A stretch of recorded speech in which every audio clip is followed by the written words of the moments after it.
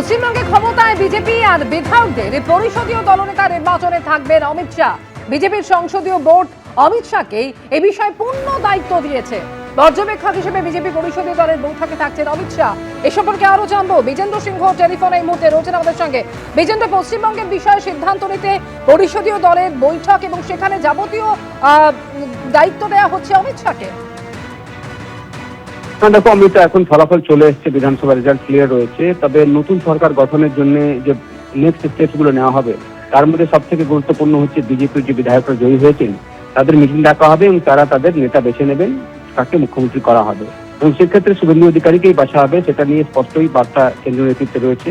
তবে আনুষ্ঠানিকভাবে বিজেপি সংসদীয় বোর্ডের তরফ থেকে জানানো হয়েছে কি অমিত শাহকে অবজারভার করা হচ্ছে এবং উড়িষ্যার মুখ্যমন্ত্রী মোহন মাঝিকে করা হচ্ছে কো অবজারভার। এরা দুজনই কলকাতায় যাবেন এবং সেখানে বিধায়কদের মিটিং ডাকা হবে এবং সেই মিটিংয়ে প্রস্তাব দেওয়া হবে শুভেন্দু অধিকারীর নাম, তাকে নেতা বেছে নেবেন এমএলএরা, যারা নির্বাচিত হয়েছেন এমএলএরা বিজেপির, তারা তাকে নেতা বেছে নেবেন এবং তারপর শুভেন্দু অধিকারী এবং কয়েকজন শীর্ষ নেতা রাজভবনে যাবেন। রাজভবনে তারা রাজ্যপালের কাছে দাবি পেশ করবেন সরকার করার জন্য এবং তখন জানা যাবে কি কবে সে শপথ গ্রহণ অনুষ্ঠান হচ্ছে এবং কোথায় হচ্ছে। সূত্র মারফত এখন অব্দি যা জানা যাচ্ছে আগামী 9 তারিখ হয়তো ব্রিগেড ময়দানে সেই শপথ গ্রহণ অনুষ্ঠান হতে পারে।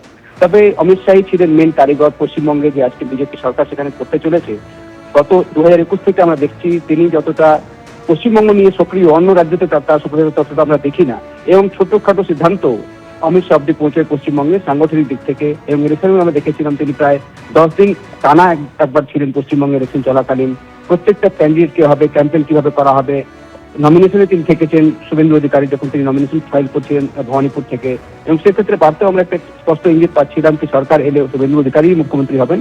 তবে যেহেতু নিয়ম রয়েছে বিজেপির যে সংবিধানে, এখন অবজারভার হয়ে অমিত শাহ এবং মোহন মাঝি যাবেন, বিধায়ক দলের বৈঠক হবে এবং সেখানে শুভেন্দু অধিকারীকে এলেক্ট করা হবে তাদের নেতা।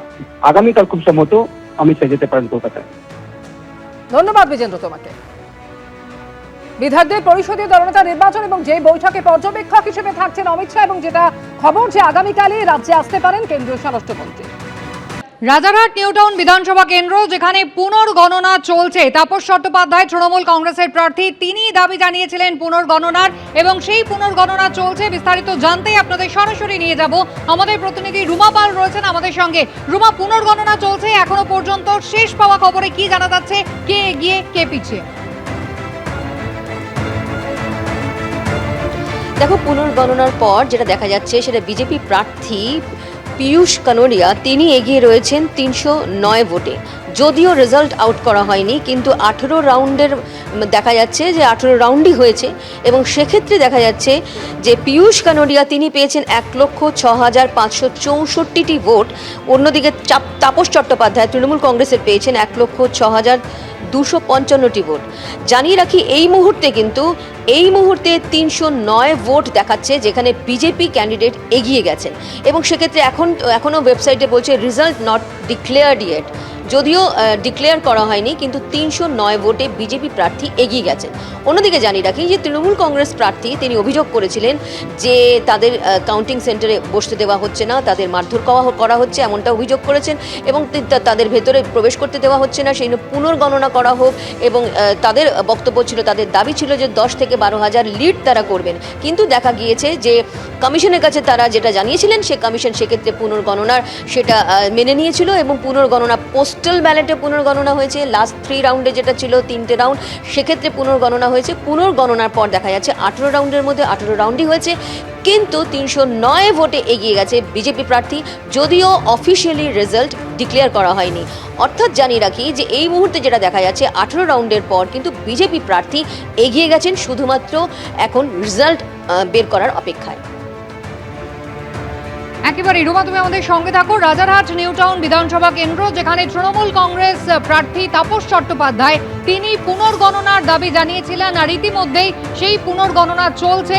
বিজেপির প্রার্থী এই বিধানসভা কেন্দ্রের পীযূষ কানোরিয়া, যিনি 309 ভোটে এখনো পর্যন্ত এগিয়ে রয়েছেন বলে খবর।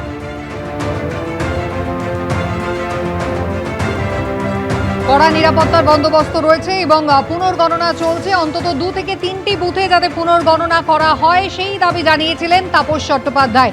কথা বলবো, আমাদের প্রতিনিধি রুমা পাল রয়েছেন আমাদের সঙ্গে। রুমা, একেবারে এই ঘটনাকেও নজিরবিহীন বলা যায়, যেখানে গতকাল আমরা জানি যে 293টা মোট আসন যেখানে ভোট গণনা হলো, ফল ঘোষণা হলো, তার মধ্যে এই বিধানসভা কেন্দ্রে ফের পুনর্গণনার আর্জি জানালেন তৃণমূল কংগ্রেসের প্রার্থী।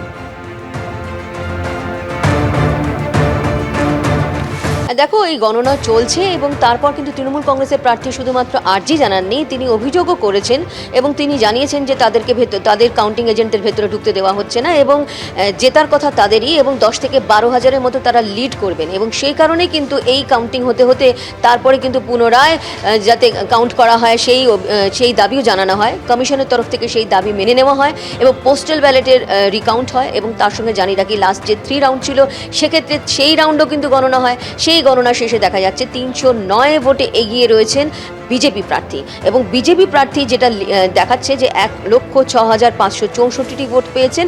অন্যদিকে তাপস চট্টোপাধ্যায় যিনি তৃণমূল কংগ্রেসের প্রার্থী, তিনি পেয়েছেন 1,06,255টি ভোট। যদিও এই মুহূর্তে রেজাল্ট নট ডিক্লেয়ার্ড ইয়েট বলা হচ্ছে, অর্থাৎ জানিয়ে রাখি 18 রাউন্ডের মধ্যে 18 রাউন্ডই হয়েছে, কিন্তু এখনো পর্যন্ত রেজাল্ট কিন্তু ঘোষণা করা হয়নি কে জিতেছে। যদিও 309 ভোটে কিন্তু এই মুহূর্তে এগিয়ে রয়েছে। রেজাল্ট যখন ঘোষণা হবে একদম ওয়েবসাইটে অফিসিয়ালি, তখনই বোঝা যাবে যে আদপে যে বিজেপি প্রার্থী যে 309 ভোটে এগিয়ে রয়েছেন সেক্ষেত্রে কত ভোটে 309 থাকলো নাকি আরও ভোটে এগিয়ে থাকলেন, সেটা কিন্তু ওয়েবসাইটের মাধ্যমেই জানা যাবে এবং অবশ্যই অফিসিয়ালি যখন ডিক্লেয়ার করা হবে। তবে এই মুহূর্তে জানিয়ে রাখি তাপস চট্টোপাধ্যায় তৃণমূল কংগ্রেসের প্রার্থী, তিনি পিছিয়ে গেছেন এবং বিজেপি প্রার্থী তিনি এগিয়ে রয়েছেন 309 ভোটে। অফিসিয়ালি এখনো রেজাল্ট ডিক্লেয়ার করা হয়নি কমিশনের তরফ থেকে। একেবারে রুমা, ধন্যবাদ। নির্বাচন কমিশনের পক্ষ থেকে এখনো পর্যন্ত অফিসিয়ালি ডিক্লেয়ার করা হয়নি রাজারহাট নিউ টাউন কেন্দ্র যেখানে পুনর্গণনা চলছে। তবে এখনো পর্যন্ত সূত্রের খবর পাওয়া যাচ্ছে যে 18 রাউন্ডের মধ্যে 18টিরই গণনা শেষ হয়ে গিয়েছে। 309টি আসনে এগিয়ে রয়েছেন বিজেপি প্রার্থী পীযূষ কানোরিয়া। তবে এখনো পর্যন্ত নির্বাচন কমিশনের ওয়েবসাইটে কিন্তু সেই ফলাফল দেখা যাচ্ছে না। এবিপি আনন্দ, এগিয়ে থাকে, এগিয়ে রাখে।